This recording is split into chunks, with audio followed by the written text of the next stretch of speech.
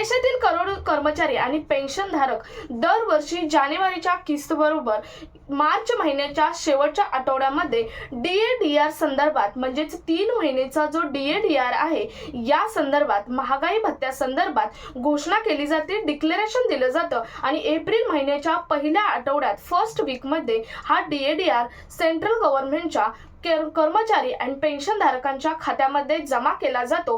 परंतु या वर्षी एप्रिल महिन्याचा दुसरा आठवडा संपून तिसरा आठवडा आला तरी कर्मचारी आहेत किंवा पेन्शनधारक आहेत यांच्या खात्यामध्ये अजूनही 3 महिन्याचा DA/DR म्हणजेच महागाई भत्ता जमा झालेला नाही आणि म्हणूनच कॉन्फेडरेशन ऑफ सेंट्रल गव्हर्नमेंट यांनी वित्त मंत्री श्रीमती निर्मला सीतारामन यांना एक लेटर लिहिलेलं आहे। हे लेटर नेमकं काय आहे, हे लेटर जारी झालेलं आहे, नेमकं लेटर काय आहे DA संदर्भातील हेच आपण आजच्या व्हिडिओमधून पाहणार आहोत। सो व्हिडिओ स्किप न करता शेवटपर्यंत पाहायचंय, कारण हे लेटर डिटेलमध्ये जर तुम्हाला समजलं तर तुमच्या DA/DR संदर्भातील सर्व अपडेट तुम्हाला समजणार आहे। तर पाहूयात नेमकं ही लेटर काय आहे। त्या अगोदर एक छोटीशी रिक्वेस्ट की आपल्या चॅनलवर नवीन असाल तर चॅनल सबस्क्राइब करून शेजारील बेल आयकॉन प्रेस करून ठेवा, म्हणजे इथून पुढे सेंट्रल गव्हर्नमेंट किंवा स्टेट गव्हर्नमेंटचे जे अपडेट येतील ती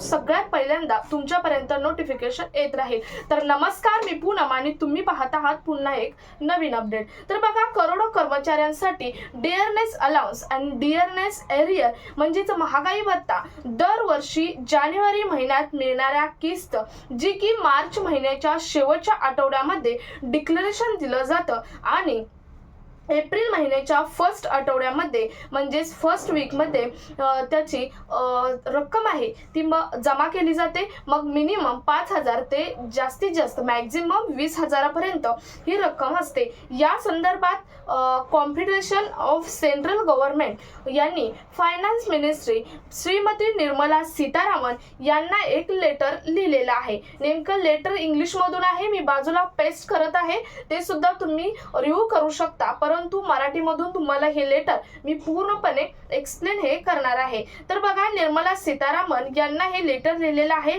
लेटरचा सब्जेक्ट आहे डिक्लेरेशन ऑफ DA/DR।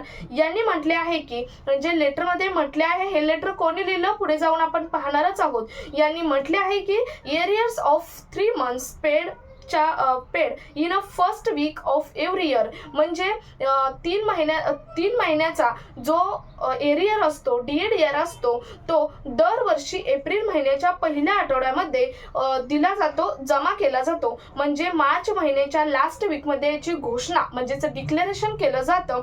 तर दरवर्षी 3 महिन्याचा एरियर हा एप्रिलच्या फर्स्ट वीक मध्ये जमा केला जातो आणि एप्रिलच्या आता सध्या एप्रिलचा सेकंड वीक संपत आलेला आहे तरी सुद्धा कोणतीही घोषणा या संदर्भात झालेली नाही आणि अजून डिक्लेरेशन सुद्धा दिलेलं नाही। डिक्लेरेशन दिल्यानंतर पुन्हा रक्कम ही जमा केली जाते, परंतु अजूनही डिक्लेरेशन सुद्धा दिलेलं नाही। तर मित्रांनो, जेवढे पण सेंट्रल गव्हर्नमेंटचे जे पेन्शनर आहेत, कर्मचारी आहेत, ते याची अपेक्षा करतायत की हा DA/DR कधी कर्मचारी किंवा पेन्शनधारकांच्या खात्यामध्ये जमा होणार, कारण त्यांच्यासाठी हा DA/DR अतिशय महत्त्वाचा असतो। कारण दरवर्षी मार्चच्या शेवटच्या आठवड्यात डिक्लेरेशन होते आणि एप्रिलच्या पहिल्या आठवड्यात हा DA/DR कर्मचाऱ्यांच्या आणि पेन्शनधारकांच्या खात्यामध्ये जमा होतो। परंतु यावेळी कोणत्याही प्रकारचे अपडेट न आल्यामुळे प्रत्येक कर्मचारी आणि पेन्शनधारक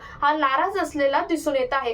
कारण महत्त्वाचं म्हणजे बऱ्याच कर्मचारी आणि पेन्शनधारकांचं यामागे प्लॅनिंग असतं की हा DA/DR आल्यावर आपण एखादी हेल्थ इन्शुरन्स पॉलिसी काढू, लाईफ इन्शुरन्स पॉलिसी काढू किंवा शॉपिंगला जाऊ कुठे, किंवा आता उन्हाळा चालू आहे, समर ऋतू चालू आहे तर कुठेतरी फिरायला जाऊ असं प्लॅनिंग केलेलं जाते। परंतु यावर्षी या सर्व प्लॅनिंगवर पाणी पडलेलं आता तरी दिसत आहे, कारण करोडो कर्मचाऱ्यांच्या आणि पेन्शनधारकांच्या खात्यामध्ये आता सुद्धा DA/DR किंवा या संदर्भात कोणतेही डिक्लेरेशन झालेलं दिसून येत नाही आणि म्हणूनच हे लेटर आहे ते लेटर लिहिलेलं आहे, कारण त्यांना माहित असते की दरवर्षी या महिन्यामध्ये आपला DA/DR हा येतो।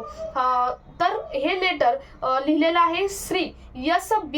यादव यांच्याकडून लिहिलेलं हे लेटर आहे आणि रिक्वेस्ट केलेली आहे की काइंडली प्लीज DADR डिक्लेअर कर दो. म्हणजे यामध्ये या लेटरमध्ये सांगितलेलं आहे की तुम्हाला पहिलं सांगितलं मी मगाचा त्याचा सब्जेक्ट काय होता तुम्ही पाहिला असेल, परंतु यामध्ये एकच रिक्वेस्ट वित्त मंत्रालयाकडे केलेली आहे की प्लीज डिक्लेअर करा की DADR कधी मिळणार, कारण डिक्लेरेशन झाल्याशिवाय रक्कम जमा होत नाही. दरवर्षी मार्चच्या शेवटच्या आठवड्यात डिक्लेरेशन होते, तर एप्रिल महिन्याच्या फर्स्ट आठवड्यामध्ये त्याचं जी रक्कम आहे मग ती मिनिमम 5,000 ते 10,000 तर मॅक्झिमम 20,000मध्ये 20,000 सुद्धा रक्कम ज्यांच्या त्यांच्या सॅलरीनुसार ती ठरत असते.